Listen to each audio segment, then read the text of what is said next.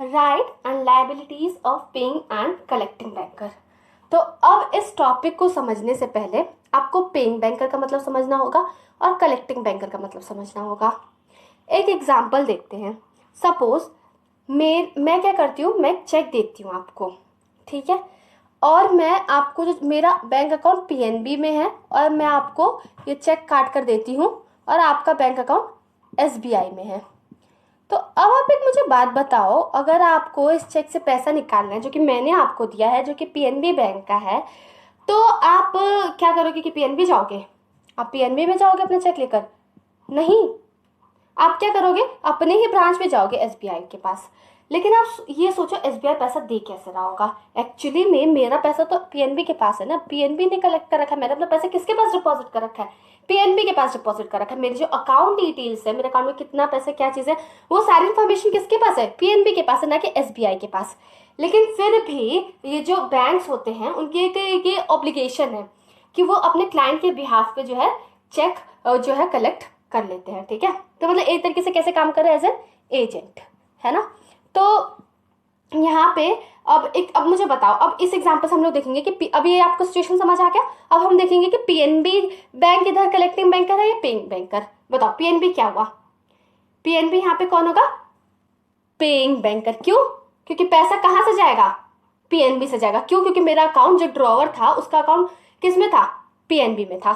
Clear? तो PNB होगा paying banker. और एसबीआई जो पैसा देगा नहीं, लेकिन वो क्या करेगा? कलेक्ट करेगा चेक, है ना। खुद जो अमाउंट है चेक का वो नहीं देगा, लेकिन वो जो है जो चेक है वो अपने क्लाइंट के बिहाफ पे कौन कलेक्ट करेगा? एसबीआई। तो एसबीआई क्या हो गया यहाँ पे? Collecting banker. तो समझ आ गया कौन हो गया कलेक्टिंग बैंकर, कौन हो गया पेइंग बैंकर। तो कलेक्टिंग बैंकर बेसिकली वो होता है जो अपने क्लाइंट के लिए क्या करता है? चेक को कलेक्ट करता है, ठीक है। इसको ऑनर करने की रिस्पॉन्सिबिलिटी किसकी है? पेइंग बैंकर की, ठीक है।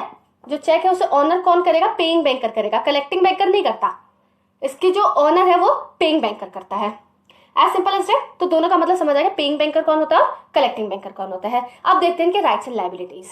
अब पेइंग और जो कलेक्टिंग बैंकर होते हैं ना, इनको बहुत सारी बातों का ध्यान रखना पड़ता है, ठीक है। जैसे कि कलेक्टिंग बैंकर है तो अगर वो चेक एक्सेप्ट करते हैं तो उन्हें देखना पड़ता है कि चेक कैसा है। तो let's go and study about in detail. तो कलेक्टिंग बैंक की क्या क्या ड्यूटीज है? तो सबसे पहली ड्यूटी ये है कि अकाउंट ओपन करना। अब अगर आप सारे डॉक्यूमेंट्स जो भी उस बैंक के रिक्वायरमेंट है, अगर वो सारे डॉक्यूमेंट्स आप बैंक के पास दिखाते हो तो बैंक की ड्यूटी है कि वो अकाउंट ओपन करे, ठीक है। मना नहीं कर सकते, वैसे तो हर बैंक की रिस्पॉन्सिबिलिटी है, लेकिन अभी हम कलेक्टिंग बैंक के बारे में स्पेसिफिक है, ठीक है। दूसरा, जब कलेक्टिंग बैंक, मैंने आपको बताया था अभी, जैसे मैंने आपको थोड़ी देर पहले चेक का एग्जाम्पल दिया था ना, तो जब एक चेक एक्सेप्ट करे ना बैंक को, तो बहुत केयरफुल होना पड़ता है। अब केयरफुल कैसे? ये देखना पड़ेगा पहली बात कि इसमें क्रॉसिंग है या नहीं है। और अगर क्रॉसिंग है, पहले क्रॉसिंग मतलब होता क्या है, थोड़ा सा क्रश में जान लो। क्रॉसिंग मतलब ये होता है कि जो पैसा है चेक का आपको ओवर द काउंटर नहीं मिलेगा, जो पैसा है वो आपके अकाउंट में ट्रांसफर हो जाएगा, दैट्स इट। तो अब जब ये क्रॉसिंग है, अब इस क्रॉसिंग में इस बात का भी ध्यान रखना है कि जो क्रॉसिंग है वो किस तरीके की क्रॉसिंग है, क्योंकि क्रॉसिंग भी कई तरीके की होती है, स्पेशल क्रॉसिंग, अलग अलग तरीके की क्रॉसिंग होती है, तो उस हिसाब से पैसे की पेमेंट करनी पड़ती है। तो इन चीजों का ध्यान देना जरूरी है। लेकिन अगर सपोज बैंक जो है उसे गुड फेथ में एक्ट किया है, ठीक है, नेग्लिजेंटली एक्ट नहीं किया है, तो ऐसे सिचुएशन में क्या किसी तरीके का राइट अवेलेबल है कलेक्टिंग बैंक के पास? तो हाँ, सेक्शन 131 के अंदर अवेलेबल है। अच्छा, तो अगर गुड फेथ में एक्ट किया तो मतलब कोई भी लायबिलिटी नहीं होगी, कलेक्टिंग बैंक की जितनी भी लायबिलिटी है उसे एग्जेम्प्ट कर दिया जाएगा अगर कलेक्टिंग बैंक ने गुड फेथ में एक्ट किया हो वाइल कलेक्टिंग द चेक। अच्छा, फिर नेग्लिजेंस मतलब होता क्या है? नेग्लिजेंस में तो वैसे बहुत सारी चीजें आती है, but I have written few things. Suppose जैसे कि जो न्यू कस्टमर है उसका रेफरेंस नहीं चेक करना ठीक से, ठीक है, या फिर जो मतलब जो चेक मिला है, चेक लोग एंडोर्स करते हैं ना, इंस्ट्रूमेंट लोग एंडोर्स करते हैं। एंडोर्स एक तरीके से मतलब जो इंस्ट्रूमेंट रहता है, नेगोशिएबल इंस्ट्रूमेंट, उसे ट्रांसफर करने का तरीका होता है। तो अगर suppose sort of, not exactly, ठीक है। तो अगर तो ये देखना है कि जो एंडोर्समेंट हो सही से हुआ है कि नहीं, ठीक है, सिग्नेचर वगैरह ये सारी चीज़ें भी ध्यान देनी पड़ती है, ठीक है। अब ये इस बात का बहुत ज़्यादा ध्यान देना पड़ता है कि जो क्रॉसिंग है क्या वो नॉट नेगोशिएबल क्रॉसिंग है। अगर नॉट नेगोशिएबल क्रॉसिंग है तो इसका मतलब जिस इंसान से उस चेक मिला है ना, अगर आपको मेरे से चेक मिला है और वो चेक था मेरा, उस चेक को लेके मेरा ही टाइटल डिफेक्टिव था, मतलब वो चेक मेरा एक्चुअली में था ही नहीं, मुझे कहीं से मिला था तो मैंने आपको उठा के दे दिया, तो मेरा टाइटल क्या था, डिफेक्टिव था। तो आपके पास भी जो टाइटल जाएगा ना उस चेक का, वो टाइटल कैसा रहेगा, डिफेक्टिव रहेगा। तो नॉट नेगोशिएबल क्रॉसिंग मतलब ये है। तो ये कुछ बातें हैं जो कि चेक कलेक्ट करते वक्त कलेक्टिंग बैंक को ध्यान रखनी पड़ती है। कलेक्टिंग बैंक की वैसे बहुत सारी ड्यूटीज है। तो अब अगली ड्यूटी इन लोग की ये है, जो कस्टमर का अकाउंट है उसका स्टेटस चेक करते रहना कि किस तरीके की डीलिंग्स हुई है। अगर किसी तरीके का प्रिकॉशन लेना होगा तो जो बैंक है वो सही टाइम पे प्रिकॉशन ले लेगी। अब अगली चीज, नोटिस ऑफ डिसऑनर सर्व करना। मतलब अगर चेक जो दिया है, ठीक है, जो चेक है वो डिसऑनर हो चुका है, मतलब मान लो चेक बाउंस हो गया, कुछ भी हो गया, तो बैंक की रिस्पॉन्सिबिलिटी है चेक रिटर्न मेमो देने की, ठीक है। और अगर बैंक ये नहीं देती है तो मुझे पता ही नहीं चलेगा कि मेरा जो चेक है वो बाउंस भी हो चुका है, और उस पर्टिकुलर इंसान के अगेंस्ट में एक्शन भी नहीं ले पाऊंगी। अगर मुझे पता ही नहीं चलेगा तो मैं एक्शन कैसे ले पाऊंगी। तो बैंक की रिस्पॉन्सिबिलिटी है कि वो नोटिस ऑफ डिसऑनर दे, ठीक है। अगर सपोज जैसे मैं आपको बताती हूँ, जैसे आप एसबीआई के पास गए थे, ठीक है, आपको मैंने चेक दिया था, चेक मेरा पीएनबी का था, आप एसबीआई के पास गए, तो एसबीआई की रिस्पॉन्सिबिलिटी, एसबीआई क्या करेगी कि आपके पास बोलेगी कि जो आपको चेक मिला है ना, आपका चेक बाउंस हो चुका है, तो आपको इसका नोटिस देगी एसबीआई, ठीक है। उसके बाद जो आपके पास बिल ऑफ एक्सचेंज रहते हैं उससे ये कलेक्टिंग बैंक कलेक्ट करता है, आपके बिहाफ पे बिल भी पे करता है, राइट। उसके बाद अलग अलग जो बिल रहते हैं, देन अब सबसे इंपॉर्टेंट ड्यूटी, नाम ही इसका इस वजह से पड़ा है कलेक्टिंग बैंक, ये आपके बिहाफ पे क्या करेगा, चेक कलेक्ट कर लेगा। मतलब आपका एजेंट की तरह काम कर रहा है, अब ये आपका एजेंट बन चुका है, ठीक है। एसबीआई आपका अब एजेंट बन चुका है। अब क्या करेगा, जो एसबीआई है वो पीएनबी के पास, मतलब जिधर मेरा अकाउंट था उधर लेके आपके चेक को डिपॉजिट करेंगे, ठीक है।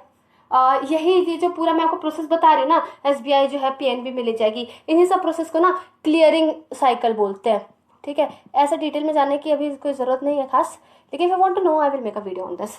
तो ये क्लियरिंग साइकिल का प्रोसेस होता है, ठीक है। तो ये कुछ ड्यूटीज थी जो कि कलेक्टिंग बैंकर के बारे में थी। मैंने आपको बताया कि कलेक्टिंग बैंकर के पास राइट क्या अवेलेबल है और कलेक्टिंग बैंकर की क्या क्या लाइबिलिटी है और क्या क्या ड्यूटीज है। सो अब हम देखते हैं पेइंग बैंकर को। अच्छा, ये जो पेइंग बैंकर है ना, इन्हें ड्रॉई बैंक भी कहा जाता है। क्यों? क्योंकि जो चेक है एक्चुअली में किसके ऊपर ड्रॉ किया जा रहा है, आप भले से एसबीआई में देकर आ रहे हो, लेकिन ये ड्रॉ किस पे किया जा रहा है, पीएनबी। और पीएनबी क्या थे यहाँ पे, पेइंग बैंकर, तो इस वजह से हम लोग इसे ड्रॉई बैंक भी कहते हैं। तो अब इसकी क्या रिस्पॉन्सिबिलिटी है पेइंग बैंकर की, ये तो आप अपने आप एक एक ड्यूटी तो आप इजीली गेस कर लोगे, वो ये है कि चेक की पेमेंट करना, ठीक है। जैसे ही कलेक्टिंग बैंक ने पेइंग बैंक को चेक दिया तो अब वो जो पीएनबी है वो क्या करेगा, मेरे बिहाफ पे आपको पेमेंट कर देगा, ठीक है। ये सबसे पहले रिस्पॉन्सिबिलिटी है पेइंग बैंक की, तभी उसके नाम मिला है पेइंग बैंक। अच्छा, आप इसके कंटेक्स्ट में ना section 31 of negotiable instrument act भी देख सकते हो, ठीक है, सेक्शन 31। अब और क्या क्या ऑब्लिगेशन है पेइंग बैंकर के ऊपर, पेइंग बैंकर को ये देखना पड़ेगा जो चेक उसके सामने प्रेजेंट किया है वो प्रॉपर फॉर्म में है, मतलब उधर डेट लिखी है, ठीक है, जो पेई है उसका नाम लिखा है, मतलब पूरे अच्छे से वो फिल किया गया है, ठीक है।